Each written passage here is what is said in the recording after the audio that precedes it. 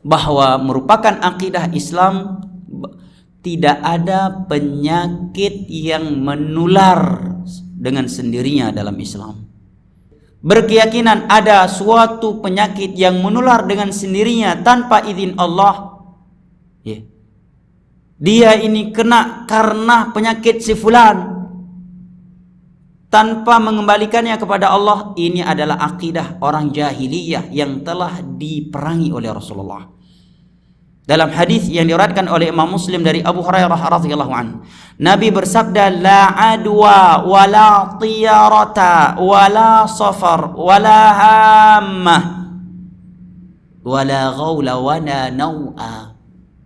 Tidak ada penyakit yang menular dengan sendirinya tanpa izin dari Allah.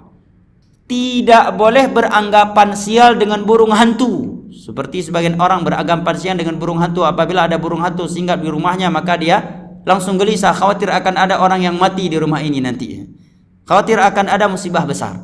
Wala safar, tidak boleh beranggapan sial dengan bulan Safar, beranggapan ada bulan baik, ada bulan tidak baik, ada bulan panas, ada bulan tidak bagus untuk menikah di dalamnya. Yang menikah di dalam rumah tangga tidak akan bahagia. Nyan akidah jahiliyah, nyan mitos jahiliyah yang telah diluruskan oleh Rasulullah sallallahu alaihi wasallam. Wala tiyarah, dan tidak boleh beranggapan sial mengadu nasib dengan seekor burung.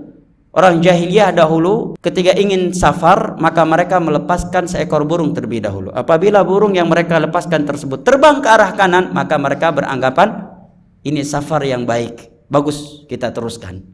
Tapi kalau burung yang mereka lepaskan tersebut terbang ke arah kiri, maka mereka langsung beranggapan sial. Itu akidah jahiliyah, itu mitos, itu khurafat.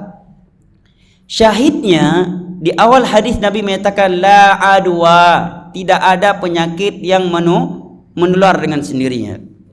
Kalaupun ada suatu penyakit yang sama pada seseorang, bukan karena itu terjadi semata-mata karena itu adalah penyakit yang menular, tetapi karena Allah yang telah mengizinkannya. Akan tetapi kata para ulama, Allah menjadikan sebab tertularnya penyakit, Allah menjadikan sebab tertularnya penyakit dengan bergaulnya seorang yang sehat dengan orang yang sedang sakit. Itu sebab tertularnya penyakit. Tetapi itu bisa jadi terjadi dan bisa juga tidak terjadi. Oleh karenanya dalam sebuah riwayat, para ulama menyebutkan bahwa Nabi SAW pernah makan sepiring atau senampan dengan orang yang berpenyakit kusta. Sementara dalam hadis yang lainnya, Nabi sendiri bersabda, firra minal majzumi firaraka minal asad.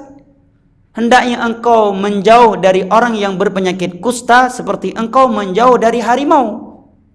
Tetapi beliau sendiri pernah makan sepiring atau senampan bareng dengan orang yang penyakit kusta. Maka para ulama mengompromikan hadis-hadis ini dengan kesimpulan bahwa secara akidah tidak ada penyakit yang namanya penyakit menular dengan sendirinya tanpa izin dari Allah. Yang kedua, bahwa pergaulan orang yang sehat dengan orang yang sakit ini bisa menjadi sebab orang yang sehat tadi terkena penyakit orang yang sakit tadi dengan izin Allah, jika Allah berkehendak.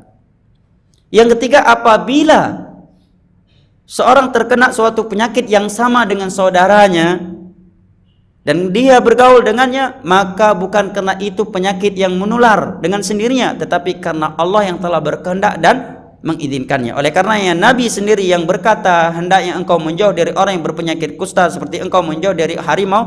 Nabi sendiri pernah makan satu nampan dengan orang yang berpenyakit kusta dan Nabi tidak terkena. Al-muhim, dianjurkan seorang menjauh dari seorang yang memiliki penyakit yang berbahaya.